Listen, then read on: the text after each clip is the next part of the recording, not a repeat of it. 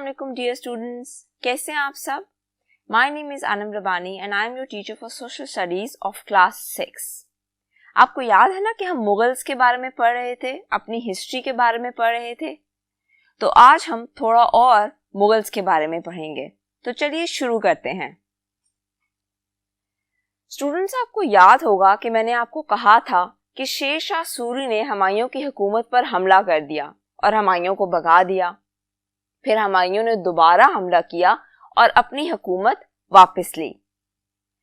Humayun came back and he ruled from 1555 to 1556. Why so short? He marched into India and captured Delhi, became a Mughal emperor again. उसने दोबारा से दिल्ली वापस लिया, दोबारा से Mughal emperor बना, लेकिन ज्यादा से ज्यादा 1 साल हुकूमत कर सका। ऐसा क्यों? ऐसा इसलिए क्योंकि एक दिन जब वो आगरा में एक लाइब्रेरी पे गया तो वहां ही fell down from the stairs and lost his life. बहुत से लोग ये भी कहते हैं कि वो लाइब्रेरी की स्टेयर से नहीं गिरा था, बल्कि लाइब्रेरी की छत से गिरा था। उसके बाद आ गया अकबर। अकबर था हुमायूं का बेटा। Akbar ruled from 1556 to 1605. Akbar was born in 1542 at Umarkot in Sindh, यानी कि उमरकोट जो कि सिंध के एक शहर का नाम है, वहां अकबर पैदा हुआ था। While his father Humayun was in exile. Exile का मतलब होता है जलावतनी, यानी कि जब आप अपने वतन में नहीं होते। तो अकबर पैदा उस वक्त हुआ था जब हुमायूं वहां मौजूद नहीं था, उसको उसके वतन से निकाल दिया गया था, वो तो बाद में वापस आया था। Akbar was very young when he inherited throne. तो क्योंकि हुमायूं वहां मौजूद नहीं था और अकबर ने अब हुकूमत करनी थी, लेकिन जब हुकूमत का वक्त आया तो अकबर was very young, वो बहुत छोटा था। Bairam Khan guided him till he was 18. अब बैराम खान कौन था? बैराम खान था हुमायूं का वाइस जनरल। ऐसा होता है ना बच्चों कभी कभी कि अगर आपके अम्मी अबू घर पे नहीं है तो आपके बड़े बहन भाई आपको समझा लेंगे, नहीं तो कोई रिश्तेदार समझा लेंगे। बिल्कुल ऐसा ही हुआ अकबर के साथ भी। जब अकबर की बारी आई हुकूमत करने की तो हुमायूं वहां मौजूद नहीं था, जिसकी वजह से हुमायूं का जनरल जिसका नाम बैराम खान था, उसने अकबर को गाइड करना शुरू किया। And he guided him till Akbar was 18. Bairam Khan got killed on his way to Mecca. फिर एक दिन क्या हुआ कि जब बैराम खान मक्का जा रहा था हज या उम्रा करने के लिए, तो he got killed on his way to Mecca, यानी कि अब अकबर को गाइड करने के लिए कोई मौजूद नहीं था। Akbar was ambitious and politically clever. Ambitious कहते हैं कि अगर आप किसी चीज को करने का सोच लो फिर आप वो करो। आप फ्यूचर के बारे में सोचो कि मुझे आगे क्या करना है, क्या करूं कि चीजें सही रहेंगी, ऐसा क्या करूं कि मैं अच्छे से हुकूमत कर सकूंगा। And he was politically clever too. Politically clever होने का मतलब है कि आप सियासी तौर पे तेज हो, आपको पता हो कि मैंने अपने मुखालिफ लोगों के साथ क्या करना है, जो मेरे हक में है मैंने उनके साथ क्या करना है। इसको कहते हैं पोलिटिकली क्लेवर होना। और हुकूमत करने के लिए you have to be politically clever, right students? He thought to satisfy people of his kingdom, majority being Hindus. याद रखिएगा कि जब मुगल बरे सगीर पर हुकूमत कर रहे थे तो पाकिस्तान और इंडिया अलग अलग नहीं बने थे, इसलिए वहां सिर्फ मुसलमान नहीं थे, वहां पे हिंदू भी थे। और जब अकबर की हुकूमत करने की बारी आई तो ज्यादातर लोग हिंदूज ही थे।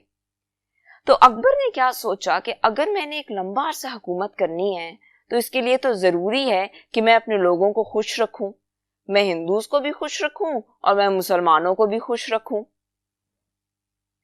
अब हम बात करेंगे कि अकबर की अचीवमेंट्स क्या क्या थी, यानी कि उसने अपने दौरे हुकूमत में क्या क्या अच्छे काम किए। ही इंट्रोड्यूस्ड रिफॉर्म्स, यानी कि वो बहुत सी चेंजेस लेकर आया, इदारों में चेंज लेकर आया, लोगों की भलाई के लिए चेंजेस लेकर आया।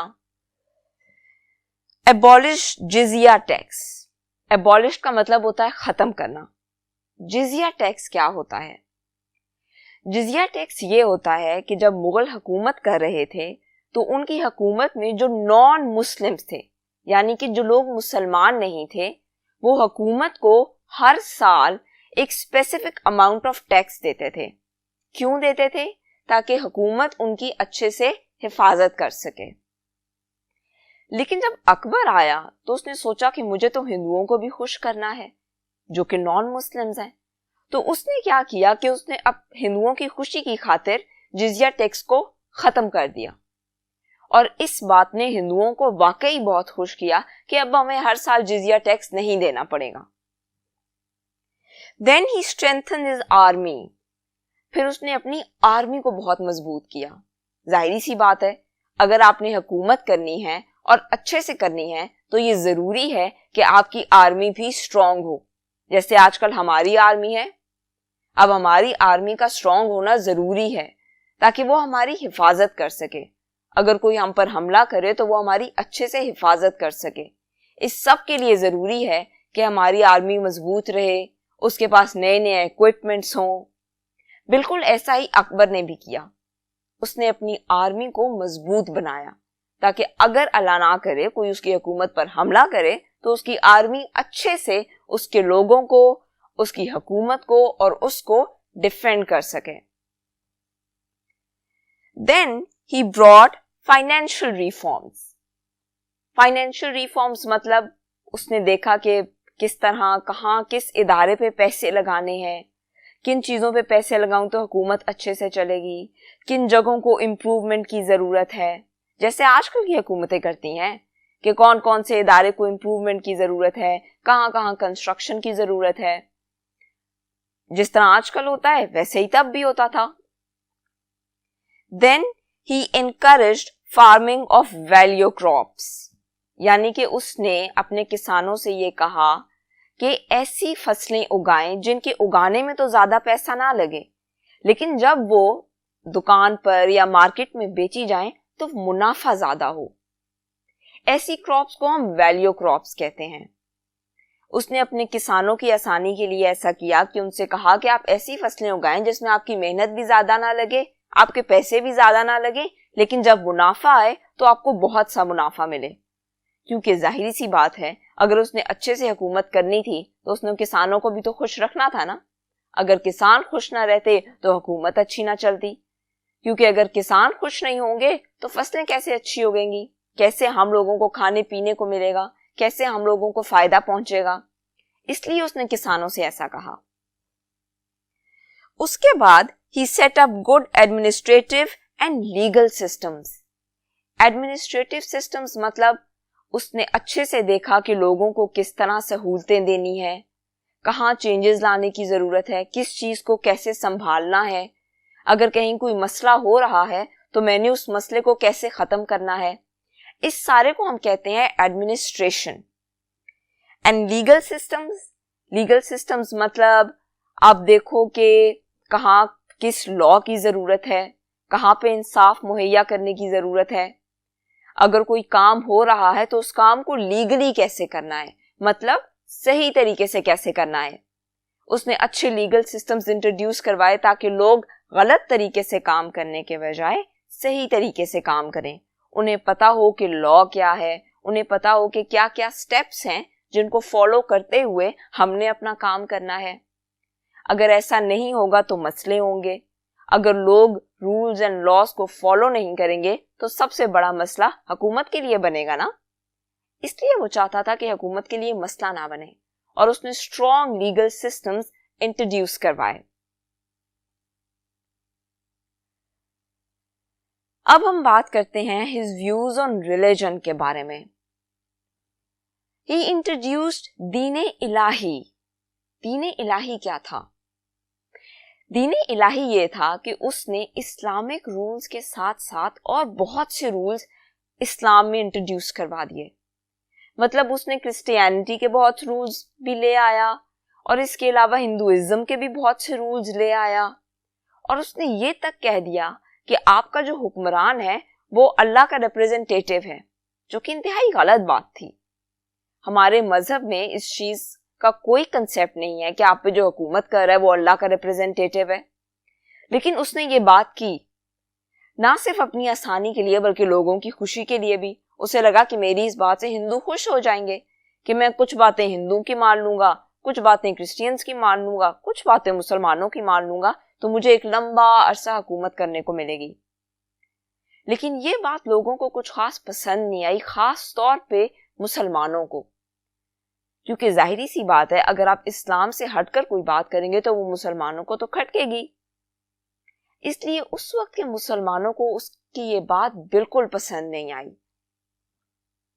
Not accepted well by the people, مطلب اس وقت کے مسلمانوں نے اس چیز کو زیادہ اچھا نہیں سمجھا. His reforms gave Hindus more advantages, یعنی کہ وہ جو سارے چینجز وہ لے کر آیا اس سے مسلمانوں سے زیادہ تو ہندوؤں کو فائدہ ہو رہا تھا. وہ تھا ایک مسلمان حکمران, لیکن کیونکہ وہ ایک لمبا عرصہ حکومت کرنا چاہتا تھا اس لیے وہ بس ریفارمز پہ ریفارمز لاتا گیا. اس نے نہیں دیکھا کہ کس طرح کی ریفارمز مجھے نہیں لانی چاہیے. اس کو نہیں لگا کہ دین الہی جیسی کوئی چیز انٹروڈیوس کروانا میرے لیے غلط ہو سکتا ہے. اس نے سب کی خوشی کی خاطر بس ایک ریلیجن انٹروڈیوس کروا دیا, اور مسلمانوں کو یہ بات بالکل پسند نہیں آئی. ہندوؤں کو زیادہ فائدے ملتے رہے. He spent a great deal of money at فتح پور سیکری. فتح پور سیکری ایک شہر کا نام تھا جو اس نے بنوانا شروع کر دیا آگرہ سے آگے. اب یہ چیز بھی لوگوں کو پسند نہیں آئی. اس وقت دلی واز دا کیپٹل اور فتح پور سیکری دلی سے کافی دور تھا, اس لیے لوگوں کو یہ بات سمجھ میں نہیں آئی کہ اس چیز کی کیا ضرورت تھی. بلا وجہ پیسے لگائے جا رہے ہیں فتح پور سیکری پہ. بہت سی ریفارمز کی طرح لوگوں کو اس کی یہ ریفارمز بھی پسند نہیں آئی. یعنی کہ آل دوست نے لوگوں کو خوش کرنے کے لیے بہت کچھ کیا, اس نے بہت سے اچھے کام کیے, وہ بہت سے ریفارمز لے کر آیا, لیگل سسٹمز انٹروڈیوس کروائے, اپنی آرمی کو مضبوط کیا, لیکن اس کے باوجود اس کی کچھ باتیں خاص طور پہ جو مسلمانوں کے حق میں نہیں جا رہی تھیں, اور کیونکہ وہ ایک مسلمان حکمران تھا اس لیے مسلمانوں کو اس سے یہ امید تھی کہ وہ مسلمانوں کے حق میں زیادہ کام کرے گا, لیکن اس نے ایسا نہیں کیا.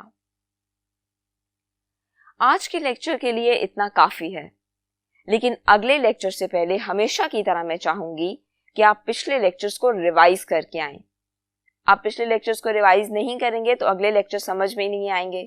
پتہ نہیں لگے گا کہ اکبر کس کا بیٹا تھا, ہمایوں کیسے آیا تھا, شیر شاہ سوری کون تھا. یہ ساری باتیں سمجھنے کے لیے ضروری ہے کہ آپ پچھلے لیکچرز کو ریوائز کر کے آئیں. اور جیسا کہ میں نے پہلے کہا, ڈیٹس کی بہت زیادہ ٹینشن نہیں لینی, اس کے لیے ہم اینڈ پہ ایک ٹیبل بنا لیں گے جس سے آپ نوٹ ڈاؤن کر لیجئے گا اور آپ کو آسانی سے ڈیٹس یاد ہو جائیں گی. لیکن اس سب کے لیے سب سے زیادہ ضروری ہے کہ آپ نے پچھلا لیکچر اچھے سے ریوائز کر کے آنا ہے. ٹھیک ہے بچوں, اپنا اور فیملی کا بہت سا خیال رکھیے گا. اللہ حافظ.